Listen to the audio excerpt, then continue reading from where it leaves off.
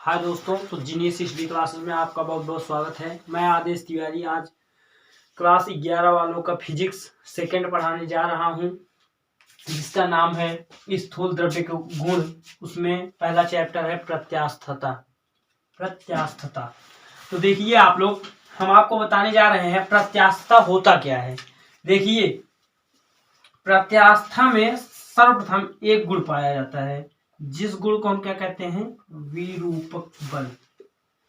एक बल पाया जाता है जिसको कहते हैं विरूपक बल।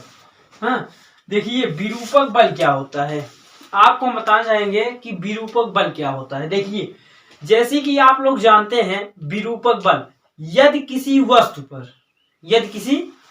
पर अगर बल लगा दे, बल लगाने के पश्चात उसके आकृति एवं आकार में परिवर्तन हो जाए, तो हम उस बल को क्या कहेंगे, विरूपक बल। जैसे देखिए, आपको हम बताना चाहेंगे कि जैसे आप गेंद ले लिए, एक गेंद ले लिए, ये मान लीजिए आपका गेंद है, बॉल। अगर देखिए हम गेंद पर कोई विरूपक बल लगाते हैं, विरूपक बल लगाने के पश्चात आप देखते होंगे, कभी कभी आप गेंद लेते हैं तो उसको दबाते हैं, दबाने के पश्चात उसमें एक बल कार्य करता है, जिस बल को हम क्या कहते हैं, विरूपक बल। इसके बाद आप देखिए प्रत्यास्थता किसे कहते हैं, प्रत्यास्थता। देखिए, विरूपक बल, अगर हम विरूपक बल इस गेंद पर लगा रहे हैं, लगाने के पश्चात पहले अगर हम विरूपक बल जैसे इस पे लगाएं तो पहला देखिए, मान लीजिए पहला है, इसके बाद दूसरा इसका जो प्रतिक्रिया होगा वो क्या होगा, दब जाएगा। मतलब जैसे कि यहाँ विरूपक बल लगने के पश्चात ये हल्का दब जाएगा, मतलब ना, दबने के पश्चात यदि देखिए दबने के पश्चात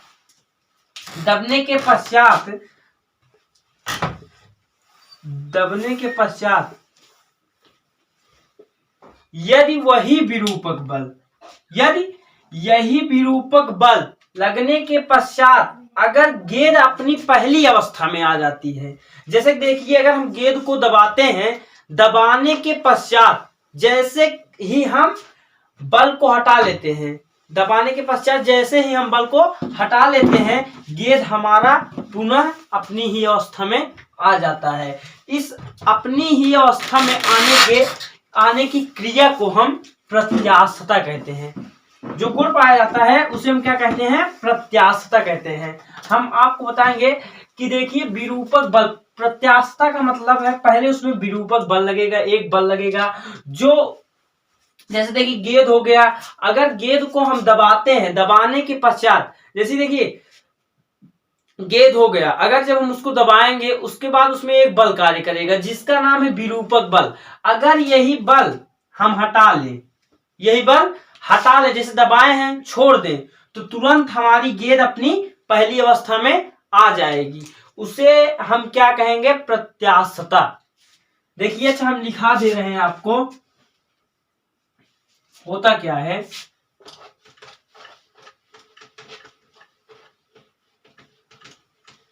चलिए देखिए, विरूपक बल क्या होता है। विरूपक बल यदि किसी वस्तु पर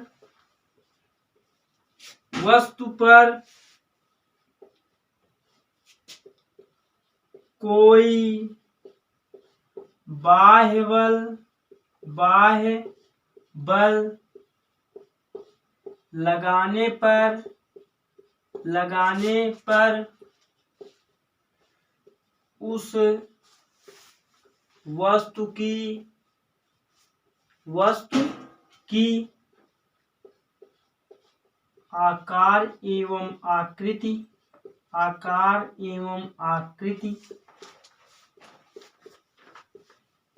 में परिवर्तन हो जाए,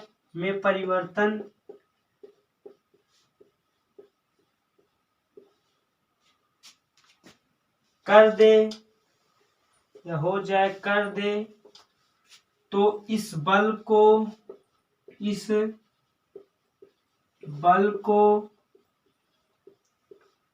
विरूपक बल कहते हैं। विरूपक बल कहते हैं। ये आपकी, यदि किसी वस्तु पर कोई बाह्य बल लगाने पर उस वस्तु की आकार आकृति में परिवर्तन कर दे या हो जाए, इस वस्तु में लगने वाले बल को विरूपक बल कहते हैं। तो अगली चीज है आपकी विरूपक बल के पश्चात आपकी अगली चीज है प्रत्यास्थता क्या होता है। प्रत्यास्थता क्या होता है, तो देखिए हम आपको समझा दे रहे हैं ये प्रत्यास्थता क्या होती है। प्रत्यास्थता होती क्या चीज है, देखिए अगर हम किसी वस्तु पर विरूपक बल लगाएं, उसके पश्चात उसकी आकृति एवं आकार में परिवर्तन हो जाए और वही विरूपक बल हम हटा लें, तो वस्तु अपनी पहली अवस्था में आ जाए। उस आ जाने की क्रिया को हम प्रत्यास्थता कहते हैं। इसके बाद आप लोग देखिए कि क्या होती है दृढ़ वस्तुएं। देखिए इसी प्रत्यास्थता के बाद इसमें आता है, एक आता है दृढ़ वस्तुएं। दृढ़ वस्तुएं क्या होती हैं। अच्छा, तो आप लोग को पहले ही समझ में आ गया होगा कि दृढ़ का मतलब कठोर वस्तुएं। कठोर वस्तुएं क्या होती हैं, जैसे कि हम किसी दृढ़ वस्तु का मतलब, जैसे देखिए आप लोग देखें ईंटा पर या ईंट हो गया, तो उस पर हम अगर कोई बाह्य बल लगाते हैं, जैसे देखिए अगर हम मार्कर हो गया, इस पे अगर हम बाह्य बल कोई लगाएं, अगर जैसे ये मार्कर हो गया आपका, इस पे अगर हम कोई बाह्य बल लगाएं, देखिए अगर हम बाह्य बल लगाते हैं तो आपके मार्कर में कोई परिवर्तन नहीं होता है। जैसे कि इस पे देखिए अगर हम बाह्य बल कोई लगाते हैं तो यह अपनी आकृति एवं आकार में परिवर्तन नहीं करता है। तो नहीं करता है जो, उसको हम क्या कहते हैं, दृढ़ वस्तुएं। मतलब कि देखिए ऐसी वस्तुएं जिस पर हम कोई बाह्य बल लगाएं और बाह्य बल लगाने के पश्चात उसकी, देखिए बाह्य बल लगाने के पश्चात अगर इसमें हम कोई बाह्य बल लगाते हैं तो इसकी आकृति एवं आकार में परिवर्तन नहीं होता है। अगर इस वस्तु पर हम बाह्य बल लगाते हैं तो इसकी आकृति एवं आकार में परिवर्तन नहीं होता है। तो इस वजह से इस वस्तु को हम क्या कहेंगे, दृढ़ वस्तुएं। अब देखिए आपकी अगर लिखना चाहेंगे तो आप लिख सकते हैं, वे वस्तुएं जिस पर कोई बाह्य बल लगाने पर उसके आकार एवं आकृति में परिवर्तन ना हो, ऐसी वस्तुओं को हम दृढ़ वस्तुएं कहते हैं। जैसे एग्जाम्पल के थ्रू जैसे लिख सकते हैं आप, मार्कर पर अगर आप कोई बाह्य बल लगाते हैं तो इसके आकृति एवं आकार में परिवर्तन नहीं होता है। ईंट हो गया, उसके आकृति एवं आकार में परिवर्तन नहीं होगा। संसार में सभी वस्तुएं प्रत्यास्थ वस्तुएं नहीं होती हैं। इसके पश्चात आप देखिए आपकी अगली टॉपिक है सुघट्ट वस्तुएं। देखिए आपकी अगली टॉपिक है सुघट्ट वस्तुएं। अब तक आपकी थी दृढ़ वस्तुएं, अब आपकी आ गई है सुघट्ट वस्तुएं। सुघट्ट वस्तुएं। अब देखिए सुघट्ट वस्तुएं क्या होती हैं दोस्तों। सुघट्ट वस्तुएं वे वस्तुएं होती हैं जिस पर कोई बाह्य बल लगा दिया जाए, मतलब जैसे कि विरूपक बल लगा दिया जाए। विरूपक बल लगाने के पश्चात इसकी आकार एवं आकृति में परिवर्तन हो जाए, लेकिन अगर हम विरूपक बल पुनः हटा लें तो उसके पश्चात वह अपने पहली अवस्था में नहीं आती है। मतलब कि देखिए, जैसे एग्जाम्पल के थ्रू आप देखिए, हम बता रहे हैं आपको, सुघट्ट वस्तुएं वे वस्तुएं होती हैं जिस पर हम कोई बाह्य बल अगर विरूपक बल लगाने के पश्चात वो वस्तु क्या है, अपनी आकार एवं आकृति में परिवर्तन कर देती है। और जब हम विरूपक बल हटा लेते हैं लेकिन उसका आकृति एवं आकार चेंज नहीं होता है। इसी प्रकार इस वस्तु को हम सुघट्ट वस्तुएं कहते हैं। जैसे एग्जाम्पल के थ्रू आप देखिए, कभी कभी आप प्लास्टिक की गेंद देखे होंगे। प्लास्टिक की गेंद जो होती है उसमें अगर हम उस पर कोई बाह्य बल लगाते हैं, लगाने के पश्चात देखिए, अगर कोई प्लास्टिक की वस्तु है, मान लीजिए ये आपकी प्लास्टिक की गेंद है, प्लास्टिक की, मान लीजिए कि ये आपकी प्लास्टिक की गेंद है, प्लास्टिक की गेंद है ना। आप जब इस पर कोई विरूपक बल लगाते हैं, देखिए अगर आप इस पर कोई विरूपक बल लगाते हैं, अगर आप इस पर विरूपक बल लगाते हैं प्लास्टिक की गेंद पर, तो आपकी प्लास्टिक की गेंद दब जाती है।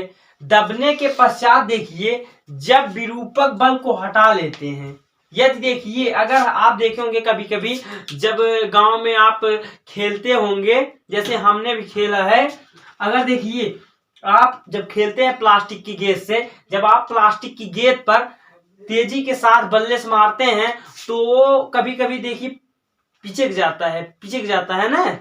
इसके पश्चात देखिए बच्चों, जब वो गेंद पचक जाता है, पचकने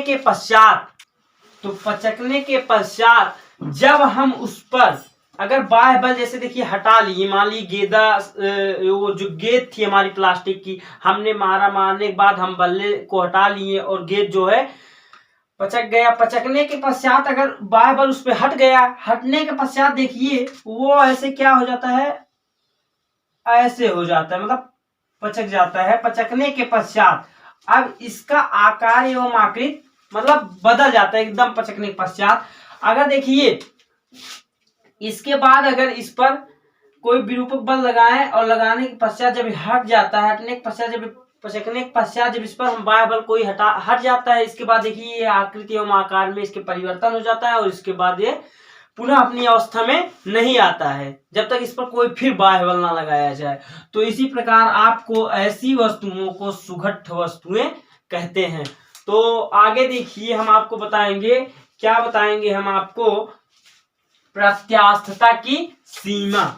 प्रत्यास्थता की सीमा देखिए, हमने आपको बताया प्रत्यास्थता, विरूपक बल, इसके बाद दृढ़ वस्तुएं, सुघट्ट वस्तुएं। आपको समझ में आया हो तो हमारे चैनल को अधिक से अधिक शेयर करिए और सब्सक्राइब करिए तथा बेल आइकन को दबाना ना भूलिए। ऐसे हम आपको बताते रहे। 11th का तो हम सेकेंड हर रोज लमसम बताते रहेंगे जिससे कि आपको दिक्कत नहीं होगी। अब इसके बाद है आपकी अगली टॉपिक है, विरूपक बल के पश्चात आपकी अगली टॉपिक है जिसका नाम है प्रत्यास्थता की सीमा।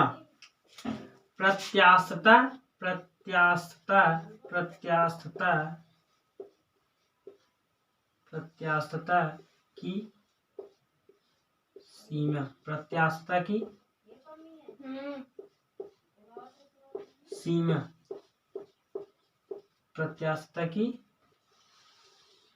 सीमा देखिए, प्रत्यास्थता की सीमा देखिए, जहां तक हमारा वस्तुएं प्रत्यास्थता की सीमा का मतलब होता है, देखिए आप कोई तार ले लीजिए, तार को लेने के पश्चात अगर आप जैसे कोई रबड़ ही ले लीजिए, आप रबड़ को अगर खींचते हैं, हाँ, जहां तक उस वस्तु की सीमा रहेगी, मतलब खींचने की जहां तक उसकी सीमा रहेगी, जहां तक उसकी औकात रहेगी, वहीं तक वह वस्तु सीमित रहेगी।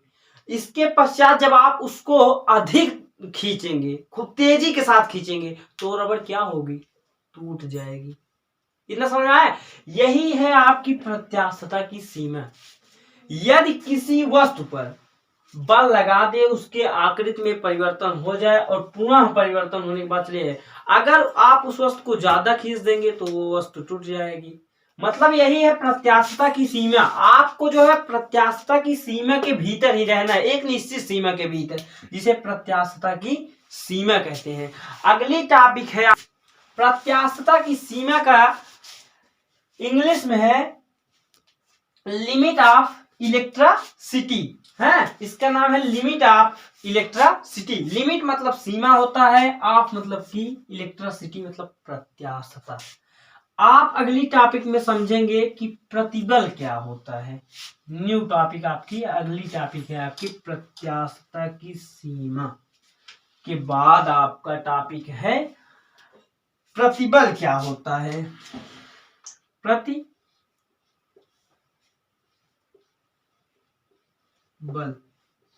प्रतिबल आपका क्या होता है, प्रतिबल होता क्या है आपका। देखिए प्रतिबल ये क्या होगा आपका, प्रतिबल बराबर बल बटे क्षेत्रफल। प्रतिबल बराबर बल बटे क्षेत्रफल। देखिए प्रतिबल बराबर आपका होता है बल बटे क्षेत्रफल। देखिए आपका प्रतिबल क्या होता है, यदि आपकी कोई स्थिर वस्तु है, स्थिर वस्तु है, तो उस वस्तु के अनुप्रस्थ काट का क्षेत्रफल और उसके कार्य में काट के क्षेत्रफल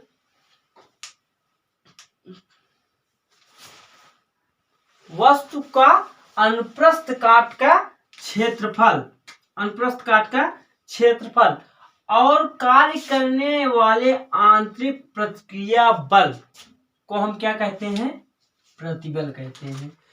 कोई स्थिर वस्तु है, उसके अनुप्रस्थ काट का क्षेत्रफल, मतलब अनुप्रस्थ काट का मतलब एक कटे हुए भाग का क्षेत्रफल और उसमें कार्य करने वाले, इसमें देखिए कार्य जो करेगा वो आंतरिक प्रतिक्रिया बल लगाता है। आंतरिक प्रतिक्रिया बल हम आपको लिख दे रहे हैं,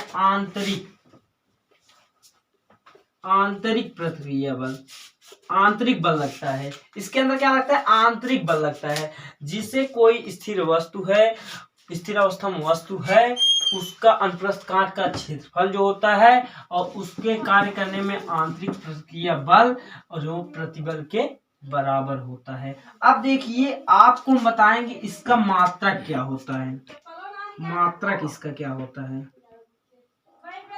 अच्छा एक चीज आप इससे और निकाल सकते हैं, यदि किसी वस्तु पर लगने वाले आंतरिक प्रतिक्रिया बल और उसके अनुप्रस्थ काट के क्षेत्रफल के अनुपात को हम प्रतिबल कहते हैं। यह भी आपका सूत्र हो सकता है। देखिए यहाँ बल है, बल का मात्रक क्या होता है, न्यूटन डैश बटे में, क्षेत्रफल का मात्रक क्या होता है, मीटर स्क्वायर, इसका क्या हो जाएगा, न्यूटन प्रति मीटर स्क्वायर हो जाएगा।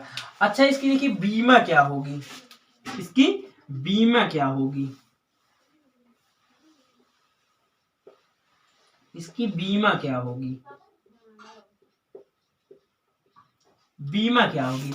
अच्छा तो आप देखिए ध्यान से, आपको अगर पता होगा, देखिए बल की बीमा क्या होती है, एम एल टी -2, यह क्या होती है, बल की बीमा होती है, अपान क्षेत्रफल की बीमा क्या हो जाएगी, यल के स्क्वायर, यल का स्क्वायर क्या हो जाएगा, क्षेत्रफल की बीमा हो जाएगी। अच्छा तो आप देखिए अगर हम बात करें एम एल टी -2 अपान, अगर हम इसको करें यल इंटू यल, सही होगा। अब देखिए यल यल से आपका कैंसिल हो गया और इसकी बीमा क्या हो गई, एम यल -1 t -2, यही आपकी क्या है, प्रतिबल की विमा है। कैसे, देखिए आपका यल माइनस में हो गया, जब ये यल प्लस में है ऊपर जाएगा तो माइनस में हो जाएगा, हाँ नीचे कुछ नहीं बचेगा और यम यल -1 t -2 हो जाएगा। तो आपको हमने कहाँ तक बताया, आपको हमने बताया विरूपक बल, प्रत्यास्थता, प्रतिबल और इसके बाद प्रत्यास्थता की सीमा, दृढ़ वस्तुएं, सुघट वस्तुएं। हम आपको अगली टॉपिक में प्रतिबल अब की इसी बार हम आपको इसको बता दें इसके प्रकार, इसके बाद हम आपको कल की टॉपिक में आपको बताएंगे विकृति क्या होती है। हम आपको रोज नया नया वीडियो लाते रहेंगे आपके लिए, तो आप देखिए हमारे चैनल को अधिक से अधिक सब्सक्राइब कीजिए। और अब देखिए आपको प्रतिबल के प्रकार, types of electric force area, प्रतिबल के प्रकार। आपकी अगली टॉपिक है प्रतिबल के प्रकार, प्रतिबल के प्रकार। आपकी अगली टॉपिक है प्रतिबल के प्रकार। तो हम आपको बताएंगे प्रतिबल कितने प्रकार के होते हैं। प्रतिबल मुख्यतः 3 प्रकार के होते हैं। पहला प्रतिबल है अनुदैर्ध्य प्रतिबल।